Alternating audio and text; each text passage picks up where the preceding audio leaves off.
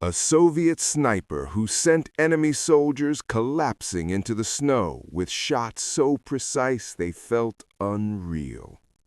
Dozens fell before her, not in chaotic charges, but in silence, one breath at a time.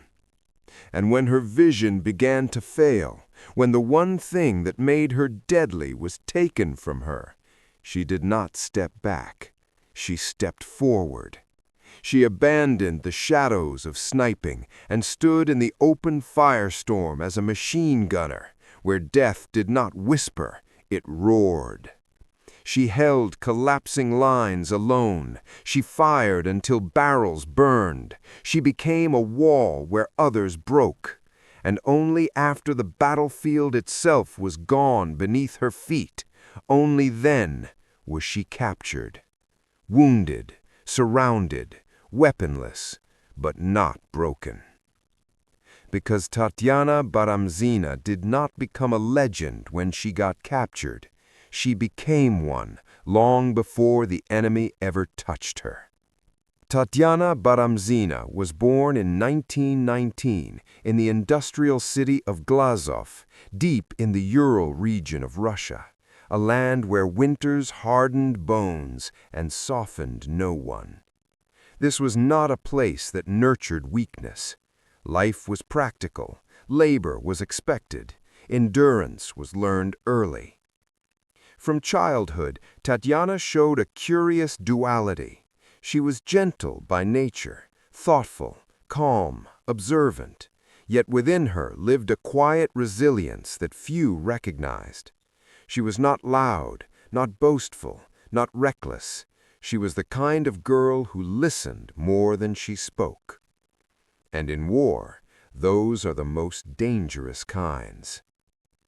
Before the war, Tatyana was not dreaming of battlefields. She studied, she worked, she wanted to teach. Her world was made of classrooms, children, notebooks, chalk dust, and silence, a peaceful silence, not the kind that comes before death. She believed in shaping minds, not destroying bodies. But history had other plans. In 1941, Nazi Germany invaded the Soviet Union, and suddenly the peaceful silence of her life was replaced with something darker. Air raid sirens, funeral notices, evacuation trains, burning cities, and the quiet realization that survival was no longer guaranteed. Tatyana did not wait to be called. She volunteered. Not because she hated the enemy, but because she refused to let others die in her place. She was young, she was a woman, she was not expected to fight, and yet she insisted. When she joined the Red Army, Tatyana stepped into a world that doubted her from the first moment.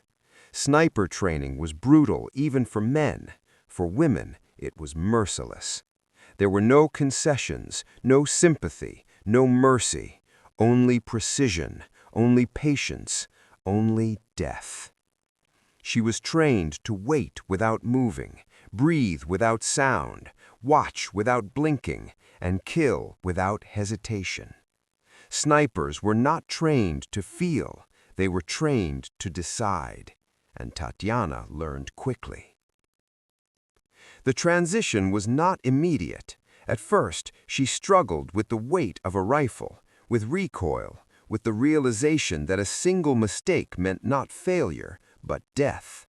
Yet where others hesitated, she adapted. She trained harder, waited longer, watched more carefully. Her instructors noticed something rare in her. She did not rush. She let the target come to her. This was not aggression, it was discipline, and discipline kills far more efficiently than anger ever could. Sniper training stripped soldiers of individuality. They became shadows, observers, predators, and Tatyana embraced that. She learned how to camouflage herself in snow and earth, how to become invisible in daylight, how to let time itself become her ally. She learned that snipers do not fight battles, they decide them. One shot, one life, one silence after. Her first confirmed kill did not come with glory. It came with shaking hands. She watched the enemy soldier for nearly an hour, saw him smoke, laugh, adjust his helmet, and then she ended his life. There was no celebration, no relief, only the realization there was no going back. She was no longer a teacher. She was no longer a student. She was a sniper. Unlike many soldiers who boasted of kills, Tatyana remained silent. She did not count. She did not brag. She did not glorify death. She respected it. Her comrades began to notice something unsettling about her. She was calm even after battle, not cold, but composed, not detached, but controlled. She was the kind of soldier who made others uneasy because she reminded them what war truly was, not glory, not flags, but precision and finality. Ironically, it was not a bullet that first began altering her path. It was her eyesight. Long hours staring through scopes, smoke, dust, explosions. Gradually, her vision began to weaken. For a sniper, this was not a wound. It was a death sentence to her role. The army could have removed her, transferred her, sent her to safer duty. She refused. She did not join to survive. She joined to fight. Unable to continue as a sniper, Tatyana made a choice that stunned her superiors. She volunteered to become a machine gunner, the most exposed position, the most lethal, the least forgiving. A sniper hides. A machine gunner becomes a target. She chose the position where death was most visible, because if she could no longer strike silently, she would strike loudly. This transition marked the most terrifying phase of her transformation. She no longer killed from concealment. Now she stood openly against waves of enemy troops. Her weapon no longer whispered, it roared, and with it, so did her legend. But war is cruel to those who refuse to retreat. Her bravery made her visible. Her resistance made her dangerous. Her resolve made her unforgettable.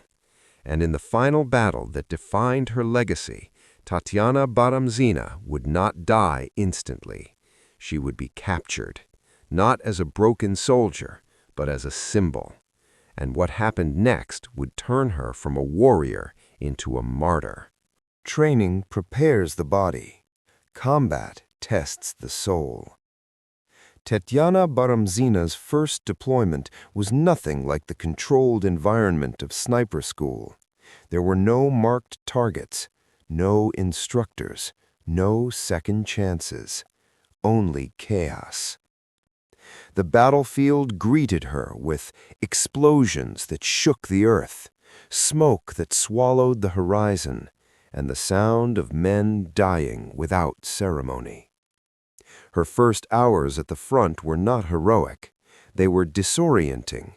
The reality of war shattered every romantic illusion.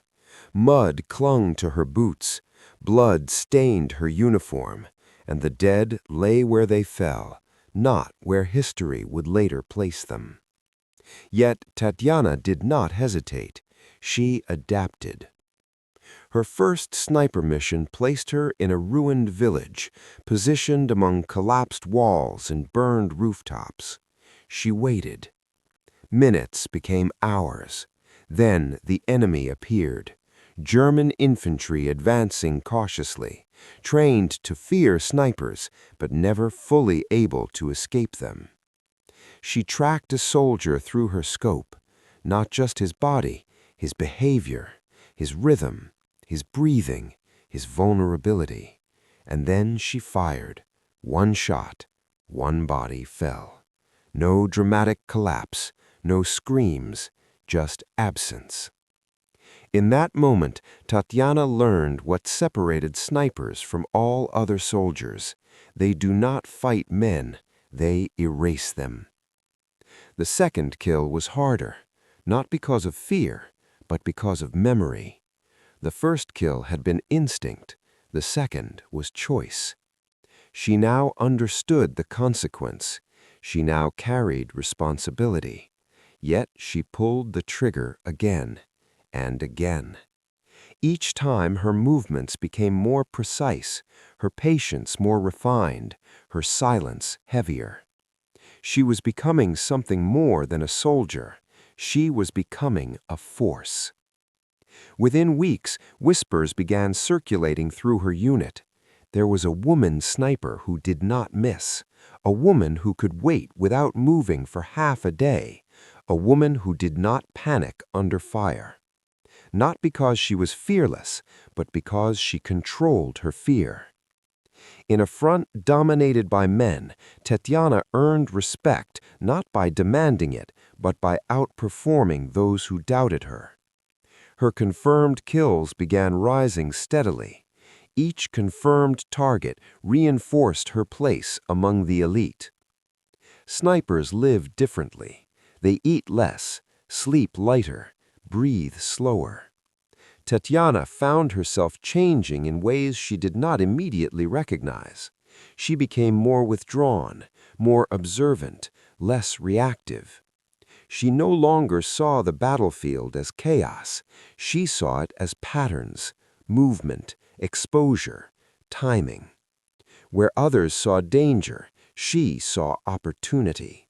This was not cruelty, it was clarity. German soldiers were trained to fear Soviet snipers, but some snipers were feared more than others. As Tatyana's reputation grew, enemy behavior around her sector changed. They advanced slower, they avoided open ground, they fired blindly into shadows, they hesitated where once they rushed. The battlefield itself was responding to her presence. She had become part of the terrain, unseen but undeniable. Yet Tatyana did not see herself as a hunter alone. She protected her comrades. She eliminated machine gunners pinning down Soviet troops. She silenced officers coordinating attacks. She neutralized observers directing artillery fire. Many lives were saved because her rifle spoke before enemy guns could. To her unit, she was not just a sniper, she was a shield. But the battlefield does not reward without taking. Long hours strained her eyes, cold weakened her body, explosions shook her nerves. The very precision that made her lethal was slowly damaging her vision. She did not complain. She did not withdraw. She fought on. Because every moment she spent off the front was a moment someone else might die. Inside, however, something was changing. She began dreaming of faces she never saw clearly, hearing echoes of shots long after silence returned, feeling the weight of lives ended with a single movement of her finger. She did not regret her actions, but she carried them. And carrying death is heavier than delivering it. As her eyesight worsened, superiors began discussing reassignment. Snipers require perfect vision. But Tatyana did not want a desk, did not want safety, did not want distance from the fight. She wanted to continue standing between her people and death. And that desire would soon drive her toward a decision that transformed her role in the war and sealed her fate. War rarely announces when it begins to take something from you. For Tatyana Baramzina, it did not come in a single moment of violence, but slowly, quietly. Her eyesight began failing. Not completely, not suddenly, but enough to make every shot harder, every target blur, every mission riskier. For a sniper, eyesight is not just a sense, it is existence. Command offered reassignment, lighter duties, safer positions. She refused. She did not come to war to survive it. She came to stop it for others. If she could no longer fight as a sniper, she would fight as something else. Tatyana volunteered for the most exposed role on the battlefield, machine gunner. This was not a lateral move. It was a step directly into death's path. Snipers are protected by concealment. Machine gunners are hunted by everyone. They draw fire. They become targets for artillery. They are prioritized for elimination. And Tatyana chose this willingly. Because when her eyes could no longer isolate a single enemy, she would confront them all. The machine gun was not delicate. It was heavy, violent, relentless. Unlike a sniper rifle that whispered death, the machine gun screamed it, and Tatyana learned its language. She learned how to control recoil under fire, how to reposition while suppressing enemy advances, how to keep firing when your arms burned and lungs screamed. She was no longer a shadow. She was a wall. Her first battle as a machine gunner was nothing like her life as a sniper. There was no waiting, no silence, no calm. There was only noise, movement, survival measured in seconds. Enemy infantry surged forward under artillery cover. Her gun opened fire and did not stop. She mowed down advancing lines, held positions that should have collapsed, bought time for retreats, created openings for counterattacks. Her presence alone stabilized collapsing fronts. Soldiers began speaking of her differently now, not just as a skilled sniper, but as a front-line warrior. She did not fire from behind, she fired from the center of the storm. She carried ammunition through shell fire, dragged wounded comrades, refused evacuation even when injured. She was no longer just precise, she was unstoppable. German troops learned quickly where her machine gun was positioned. They marked it, they targeted it, they prioritized destroying it. Because wherever Tatyana Baramzina stood, their advance ended. Her gun became a focal point in every battle, and so did she. But courage has a cost. Her body suffered shrapnel wounds, concussions, blood loss, exhaustion. Yet she returned every time. Not because she was invincible, but because she refused to be removed. Each time she stood again, thinner, more scarred, more determined. To her comrades, she became something more than a fighter. She became proof. Proof that fear could be controlled, pain could be endured, and surrender was optional. When others hesitated, they looked to where Tatyana was firing, and they followed.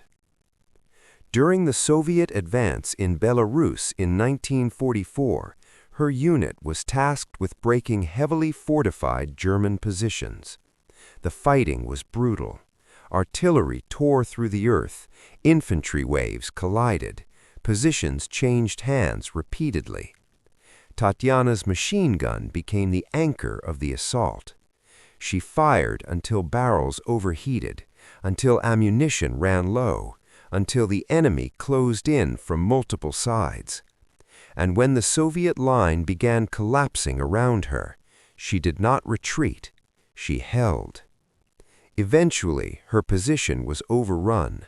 Outnumbered, outflanked, out of ammunition. She was wounded, but still alive. German troops reached her position not because she surrendered, but because there was no one left standing beside her. She had held the line until it ceased to exist. And in that moment, Tatyana Baramzina was captured, not as a defeated soldier, but as a threat the enemy could no longer ignore. The transition from frontline hero to prisoner happened without ceremony. One moment, Tatyana Baramzina was firing until her weapon fell silent. The next, she was being dragged through mud, bloodied and wounded by soldiers who did not see her as human, only as a trophy. Her uniform was torn. Her wounds were untreated. Her hands were bound. And yet, she walked. Not because she was strong, but because she refused to collapse in front of those who had failed to break her in battle. The Germans did not expect a woman. They did not expect a machine gunner. They did not expect a sniper who had fought to the last bullet. Her presence alone disrupted their assumptions. And because she did not fit their expectations, they feared her. She was brought in for questioning almost immediately. They wanted information, unit positions, commanders, Soviet movements, reinforcements. They promised medical care. They promised food. They promised survival. She gave them nothing. Not silence born of fear, but silence chosen with intent. When words failed, they turned to brutality.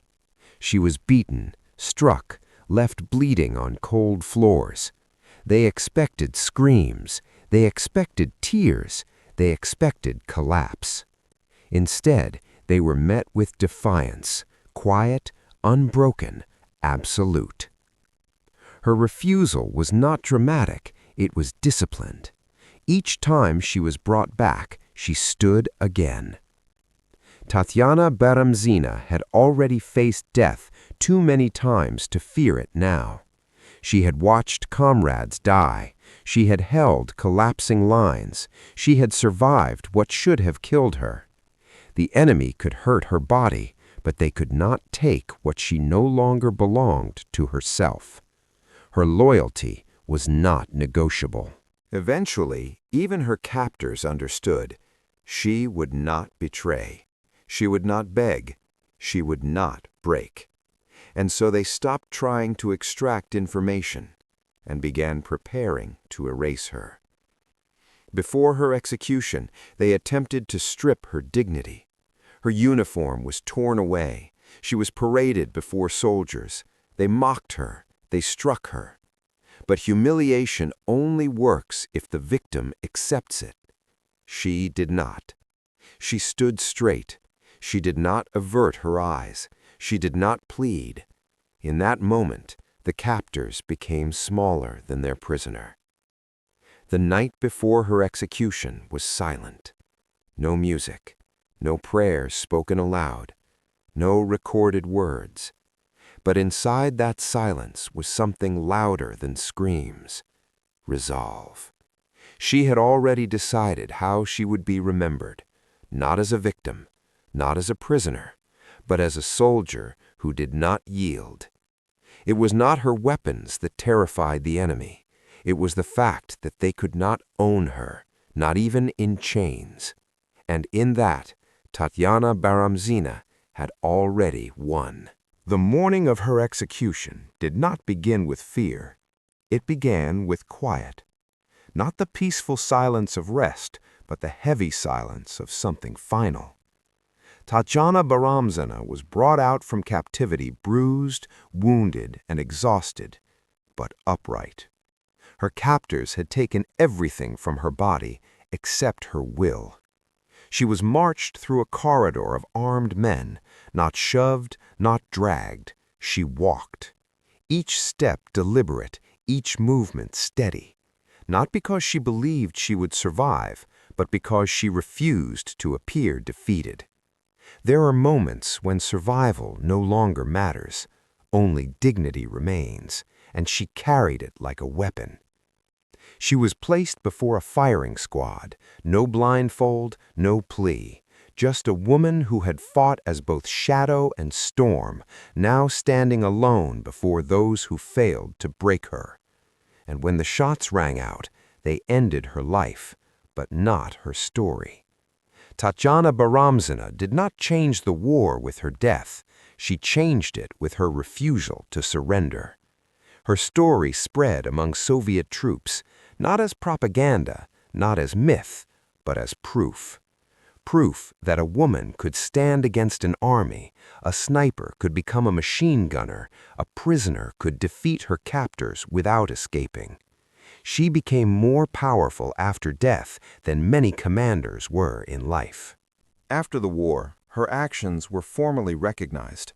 She was posthumously awarded the title Hero of the Soviet Union, one of the highest honors a soldier could receive, not for how many she killed, but for how she refused to be conquered. History often remembers women in war as victims. Tatyana Baramzina refuses that narrative. She was not remembered because she was captured.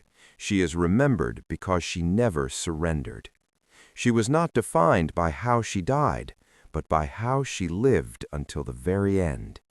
In a world that often associates strength with loudness, Tatyana Baramzina teaches us the power of silent resolve. She did not shout, she did not threaten, she did not boast. She stood. And sometimes that is stronger than any weapon. She could have spoken, she could have survived, she could have lived, but she chose something greater than life itself, honor. And in that choice, she became immortal.